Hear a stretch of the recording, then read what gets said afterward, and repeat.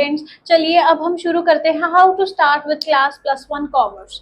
जैसे कि देखिए आप 10 से आप +1 में आए हैं तो आपने कॉमर्स ऑप्ट करी है। सबसे पहले हम देखते हैं कि why we have opted commerce. पहला क्वेश्चन आप ये है कि आपने कॉमर्स क्यों ली है। देखिए आप 10 से +1 में तो आए हैं, या तो अपने फ्रेंड्स के पीछे लग के जैसे आपने कॉमर्स ले ली, ठीक है, या आपने पेरेंट्स के इन्फ्लुएंस में कॉमर्स ले ली, या आपको बिजनेस लाइन का पता था, कल को आपने सीए वगैरह करनी थी तो आप बिजनेस लाइन में इंटरेस्टेड थे, आप कंपनीज को जानने में इंटरेस्टेड थे, आपको इंटरेस्ट था कि हाँ प्रॉफिट मेकिंग ऑर्गेनाइजेशंस कैसे होती हैं, उसमें सेल परचेज मार्केटिंग कैसे करनी चाहिए, तो इसलिए आपने कॉमर्स ऑप्ट की है, राइट। सेकेंड क्वेश्चन है what are the subjects in class +1 commerce. देखिए basically there are 5 subjects in class +1 commerce. पहला है आपका अकाउंटेंसी, सबसे मेन सब्जेक्ट अकाउंट्स होता है आपकी कॉमर्स में। उसके बाद है economics, second most important subject that is economics. Third one is business studies, fourth one is English and fifth one is, देखिए अलग अलग बोर्ड्स का अलग अलग सिस्टम होता है, जैसे कि आप फिजिकल एजुकेशन ऑप्ट कर सकते हैं, या आपके पास कंप्यूटर है, म्यूजिक है, पंजाबी है, ई कॉमर्स है, राइट। तो बहुत सारे सब्जेक्ट्स हैं। जो आपके ये 3 सब्जेक्ट्स होते हैं ना, अकाउंट्स, इकोनॉमिक्स, बिजनेस स्टडीज, ये 3 के 3 सब्जेक्ट्स आपके मेन सब्जेक्ट्स होते हैं, राइट। आने वाले जो एजुकेशन सिस्टम है वो इतना फ्लेक्सिबल हो जाएगा कि आने वाले टाइम में जो आपका ये अकाउंट्स, इकोनॉमिक्स, बिजनेस, इंग्लिश है, इसमें भी आपको ऑप्शंस अवेलेबल होगी। आप इनकी जगह पे भी कुछ ऐसे सब्जेक्ट्स रख पाएंगे आने वाले एजुकेशन सिस्टम में। फिलहाल आपके ये 4 सब्जेक्ट्स मेन है, इंग्लिश मेन सब्जेक्ट है, अकाउंटेंसी, इकोनॉमिक्स, बिजनेस। पहले तो देखिए हम डिस्कस करते हैं ये सब्जेक्ट क्या। चलिए सब्जेक्ट अकाउंटेंसी पे आते हैं, जो कि आपका मोस्ट इंपॉर्टेंट सब्जेक्ट है कॉमर्स +1 का। +1 में आपके लिए सिर्फ अकाउंट्स की एक पर्टिकुलर एक बुक है, और +2 में ये अकाउंटेंसी की 3 बुक्स आ जाएंगी। अच्छा, एक बुक जो आपकी अकाउंटेंसी की है, अकाउंट्स पहले तो है क्या, इसमें क्या आता है।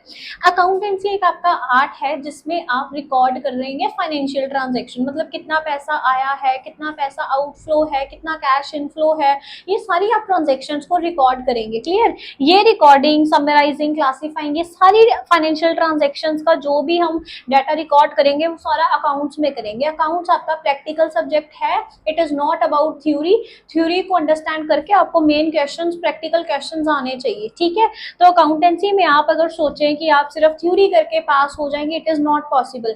जो +1 का है, आप एक अच्छा सा बेस क्लियर करिए। आपको अकाउंटेंसी में जो मेन आपके एस्पेक्ट्स हैं, जैसे कि जर्नल एंट्रीज, देखिए फर्स्ट चैप्टर आपका मेन जर्नल एंट्रीज है।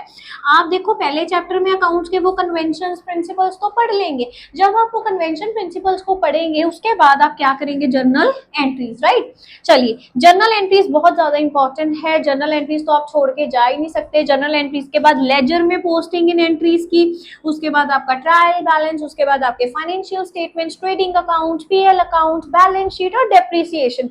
ये जो आपके सारे कॉन्सेप्ट्स हैं ये अकाउंटेंसी के लिए बहुत इंपॉर्टेंट है। देखिए आप +1 या अपना बेस अच्छा बना के चलिए। अगर आप अपना बेस अच्छा बनाएंगे, जर्नल एंट्रीज करेंगे, लेजर करेंगे, लेजर के अकाउंट्स पता होंगे कि ये जर्नल एंट्रीज को लेजर अकाउंट्स में कैसे पोस्टिंग करनी है, फिर उसका ट्रायल बैलेंस, ये ट्रेडिंग अकाउंट, बैलेंस शीट, आप अच्छा सा बेस क्लियर करिए, फिर ही जाके आपको +2 अकाउंट्स इजी लगेगी, ठीक है। तो आप सिर्फ थ्योरी पे फोकस मत करें, आप इसके न्यूमेरिकल पोर्शन बहुत अच्छे से करेंगे। आपको हर परफॉर्मा पता हो, लेजर का परफॉर्मा क्या है, फिर उसकी जर्नल एंट्री का परफॉर्मा क्या है, उसके बाद उसकी नरेशन लिख दी है, तो ये आप अच्छे से अकाउंट्स करके जाएंगे। चलिए जो आपका नेक्स्ट सब्जेक्ट है that is economics. Economics is also most second important subject in your class +1। देखिए तो ये जो आपका इकोनॉमिक्स है, इसमें +1 में आपके पास 2 बुक्स है इकोनॉमिक्स की। देखिए सीबीएसई बोर्ड और आईएससी में ये इकोनॉमिक्स है, एक माइक्रो इकोनॉमिक्स है आपके पास, वन इज माइक्रो इकोनॉमिक्स के बाद आपके पास स्टैट्स की है, दैट इज स्टैटिस्टिक्स। जो आपकी माइक्रो है it is all about theory. जो आपकी माइक्रो इकोनॉमिक्स है ये सारी आपकी थ्योरी की बुक है। जैसे आप माइक्रो इकोनॉमिक्स में बहुत अच्छी लेवल की इकोनॉमिक्स है, ये आपकी वो इकोनॉमिक्स नहीं है जो आप सीबीएसई में इकोनॉमिक्स 9th में करके आए थे, वो पालमपुर वाला सारा, ठीक है, वो कुछ ये स्टोरीज वाला नहीं है। ये जो आपकी माइक्रो इकोनॉमिक्स है it is all about theories. तो इसमें आप बहुत अच्छे अच्छे कॉन्सेप्ट्स डिटेल में स्टडी करेंगे जो आपके +2 में बहुत अच्छा काम आएगा। अच्छा, ये माइक्रो आपने बहुत अच्छे से करनी है, तभी जो प्लस टू की आपकी मैक्रो इकोनॉमिक्स है वो बहुत अच्छे से हो जाएगी। ये है आपकी स्टैटिस्टिक्स, स्टैटिस्टिक्स आपकी है मैथ्स सारी। तो स्टैट्स में फिर ये मान के मत चलिए कि आप थ्योरी से पास हो जाएंगे, क्योंकि स्टैट्स में न्यूमेरिकल्स तो करने पड़ेंगे, आपको मीन करना पड़ेगा, median, mode, dispersion, correlation, index number, ये पास्चर, फिशर्स, ठीक है। तो ये सारे मेथड बहुत अच्छे से करने पड़ेंगे स्टैट्स, ठीक है। तो स्टैट्स की थ्योरी बहुत कम आएगी, जैसे 15-20 नंबर की थ्योरी आ जाएगी, ठीक है। तो आपको स्टैट्स पोर्शन में प्रैक्टिकल्स पे ज्यादा फोकस करना है, न्यूमेरिकल पोर्शन पे आप ज्यादा फोकस करेंगे, तभी स्टैट्स बहुत अच्छे से कर पाएंगे। माइक्रो 40 मार्क्स की, स्टैट्स 40 मार्क्स की, उसमें 10-15 नंबर की थ्योरी, बाकी सारे क्वेश्चन आएंगे न्यूमेरिकल्स। चलिए, आपका इकोनॉमिक्स हो गया। उसके बाद आ गया अपना बिजनेस स्टडीज। बिजनेस स्टडीज में आप क्या पढ़ेंगे? It is all about business organization, profitable organization, कि कौन कौन सी कंपनीज हैं, आपका जॉइंट कंपनी है, ठीक है, प्राइवेट कंपनी है, पब्लिक कंपनी है, profit making organization, non profit making organization. It is all about business, ठीक है। अगर आप बिजनेस अच्छे से करेंगे, इंटरनल ट्रेड क्या होता है, एक्सटर्नल ट्रेड क्या होता है, इनके प्रोसीजर्स क्या होते हैं, फाइनेंस कहाँ से आप गैदर करते हैं, इक्विटी से, प्रेफरेंस शेयर से, डिबेंचर से, रिटेन अर्निंग, तो ये आप बिजनेस में पढ़ेंगे। एक चीज याद रखिए, +1 में बिजनेस बहुत अच्छे से पढ़ेंगे। +2 की बिजनेस नो डाउट मैनेजमेंट है, मतलब मैनेजमेंट रिलेटेड वो +2 की बिजनेस है, ये +1 की बिजनेस से लिंक्ड बिल्कुल भी नहीं है। पर इसका ये मतलब नहीं है कि +1 की बिजनेस अच्छे से नहीं करोगे, क्योंकि अगर +1 की बिजनेस एक प्रॉपर बेस बना के चलेंगे, तभी आप सोच सकते हैं कि +2 की बिजनेस में आप बहुत अच्छा स्कोर कर सकते हैं। तो एक बेस बना के चलिए, 10 के 10 चैप्टर अच्छे से करिए, ठीक है। फिर उसके बाद उसकी केस स्टडीज की एक बुक ले लीजिए, मैं आपको राइटर बता दूंगी +2 में आप कौन से +1 के लिए और +2 के लिए आप केस स्टडीज की बुक लेंगे, तो आप बिजनेस बहुत अच्छे से करिए। पहला चैप्टर करिए, उसको रिवाइज करिए, उसके 1 नंबर वाले क्वेश्चन करिए, 3 मार्क्स 4 मार्क्स, उसके बाद उसकी केस स्टडीज कंप्लीट। जो नेक्स्ट सब्जेक्ट है आपका इंग्लिश। इंग्लिश में तो आपको पता ही, आप लिटरेचर करेंगे, वही पोएम स्टोरीज वगैरह करेंगे, इंग्लिश आपकी हो जाएगी। एक मैं आपको अटैच करके दूंगी कि इंग्लिश में जब आप स्टोरीज वगैरह रीड करेंगे, पोएम रीड करेंगे, लिटरेचर पोर्शन करेंगे, तो उसके बाद आपको कौन सी एनसीईआरटी बुक से इंग्लिश के क्वेश्चन करने चाहिए, दैट ऑल्सो मैं आपको लिंक में मेंशन करके दूंगी। उसके बाद आपका आता है, देखिए लास्ट में फिजिकल एजुकेशन है, कंप्यूटर है, म्यूजिक है, पंजाबी है, अलग अलग बोर्ड का अलग अलग ये सब्जेक्ट होता है, तो ये भी आपसे हो जाएगा। चलिए, उसके बाद देखिए how to study commerce subject. ये जो आपके 3 मोस्ट इंपॉर्टेंट सब्जेक्ट हैं, ये कैसे पढ़ेंगे और इंग्लिश और फिजिकल में कैसे आप कंसंट्रेट कर पाएंगे। पहले टाइम टेबल, कंसिस्टेंसी। सबसे पहला तो आपकी consistency is very very important. If you will maintain consistency in your studies, तो आप बहुत अच्छा स्कोर करेंगे। देखिए, कंसिस्टेंसी, रोज पढ़ना, ठीक है।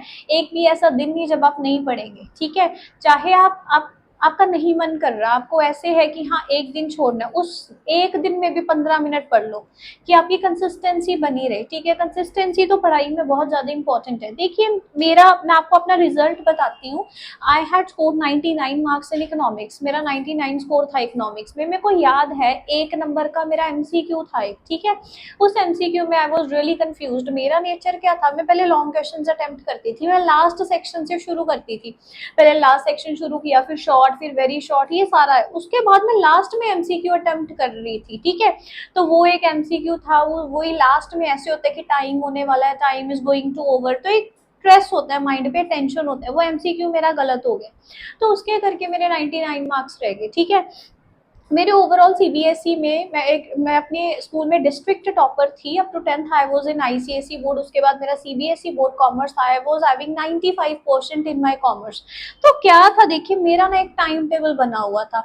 बच्चे +1 में एक गलती कर देते हैं। चलिए, 3 सब्जेक्ट्स मैंने बोला आपको इंपॉर्टेंट है, अकाउंटेंसी, इकोनॉमिक्स, बिजनेस, बस यही 3 पढ़े गए।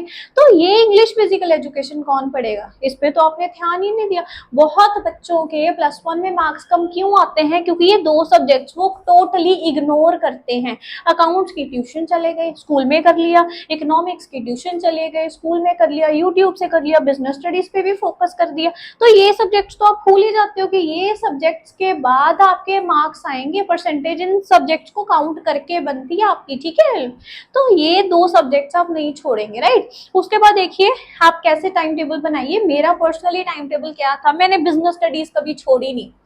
अगर 1 अप्रैल से मेरा स्कूल शुरू था तो आप मान के चलिए अगर मैंने 10 अप्रैल से पढ़ना शुरू कर दिया तो कोई एक दिन भी ऐसा नहीं था जब मैंने बिजनेस स्टडीज नहीं की 15-20 मिनट के लिए। आपको स्कूल में, मैं आपको एक रूल बताती हूँ, आपको स्कूल में कितने पेजेस करा देते हैं, बिजनेस के 10 चैप्टर हैं, साल में कंप्लीट कराना है सिलेबस, साल बाद आपके पेपर हैं, चलो 6 महीने बाद हाफ सब्जेक्ट का पेपर हो गया है ना। तो क्या है आपका बिजनेस स्टडीज, आप क्या करेंगे, बिजनेस स्टडीज आप रोज 15 मिनट 20 मिनट पढ़नी ही पढ़नी है, ठीक है। जैसे क्लास में आपको 3 पेज करा दिए, 3 से ज्यादा पेज तो नहीं कराते टीचर, 3 करा दिए 4, वो 3 पढ़ लो। 3 पेज कितने ज्यादा होते हैं, 3 पेजेस में तो आपको ऐसे नहीं स्ट्रेस नहीं आया कोई भी। आप बिजनेस स्टडीज को तो कंटिन्यू करिए, ऐसे मत करिए कि इकट्ठा करूंगा 5 चैप्टर की थ्योरी, बहुत बोर लगेगा आपको। 3-3 4-4 पेजेस रोज करते जाइए, आपकी बिजनेस स्टडीज कवर हो जाएगी, इसकी तो टेंशन ही छोड़ दो। 15 मिनट आराम से निकल आते हैं, आराम से आप फोन चलाते हो इतना इतना टाइम, ठीक है। चलिए फिर उसके बाद आते हैं अकाउंटेंसी पे। देखिए अकाउंट्स का एक क्वेश्चन कम से कम, मिनिमम मैं एक क्वेश्चन बोल रही हूँ, सॉल्व करना ही करना है। कंसेप्ट अपना क्लियर करके जर्नल एंट्रीज पकड़ ली, जर्नल एंट्रीज के 3 क्वेश्चन सॉल्व कर दो। 3 क्वेश्चन क्या होते हैं, 10-10 एंट्रीज होती हैं, 10-12 एंट्रीज उसमें, तो आप जर्नल एंट्रीज कर दो, ठीक है। तो आप अकाउंट्स के रोज क्वेश्चन सॉल्व करिए, ठीक है, 1 करिए 2 करिए 3 करिए, बिजनेस 15 मिनट ही पढ़नी है, ज्यादा नहीं है। देखिए इकोनॉमिक्स, इकोनॉमिक्स का आप एक टाइम टेबल सेट करिए कि हाँ इकोनॉमिक्स मैंने 2 दिन बाद करनी है, 1 दिन बाद करनी है, क्योंकि इकोनॉमिक्स भी छोड़ने वाला सब्जेक्ट नहीं है। हाफ एन आवर तो इकोनॉमिक्स को भी देना पड़ेगा, ठीक है। इकोनॉमिक्स कंसेप्ट क्लियर है। अच्छा अगर आप +1 में स्टैट्स अच्छे से करेंगे, ठीक है, तो +2 का वो इंडियन इकोनॉमी, आपके +2 में इंडियन इकोनॉमी और मैक्रो इंडियन इकोनॉमी का कोई रिलेशन नहीं है स्टार्ट से, पर जो आपकी माइक्रो अच्छे से आपका कंसेप्ट क्लियर होना चाहिए, तभी +2 की मैक्रो आप कर पाएंगे, ठीक है। तो इकोनॉमिक्स पे फोकस करिए। इंग्लिश फिजिकल एजुकेशन को बिल्कुल मत छोड़िए, क्योंकि जो आपकी इंग्लिश सब्जेक्ट है, ये आप टाइम टेबल बनाइए कि 1 वीक बाद इंग्लिश करना ही करना है। अगर आप ये इंग्लिश कर लेंगे, पोएम स्टोरी सुन लो, अब टीचर से अच्छे से पढ़िए, आप यूट्यूब चैनल्स हैं बहुत सारे, आप उस पर स्टोरी सुनिए, उसके सीबीएसई के क्वेश्चंस कर लीजिए। एनसीईआरटी में आपको बुक रेकमेंड करूंगी, ठीक है। फिर उसके बाद आपका फिजिकल एजुकेशन, देखिए फिजिकल एजुकेशन ये सब्जेक्ट मत छोड़ के जाना, क्योंकि जो फिजिकल एजुकेशन उसका टाइम टेबल बनाओ कि हाँ मैंने 10 दिन बाद 2 चैप्टर्स करने हैं, मैंने एक संडे रखी है वीकेंड पे कि मैंने संडे के संडे ये फिजिकल एजुकेशन का पर्टिकुलर चैप्टर करना है। ये टिप्स आप लर्न कर, मतलब ये टिप्स आप फॉलो करिए और इजीली आप बहुत अच्छा स्कोर कर पाएंगे।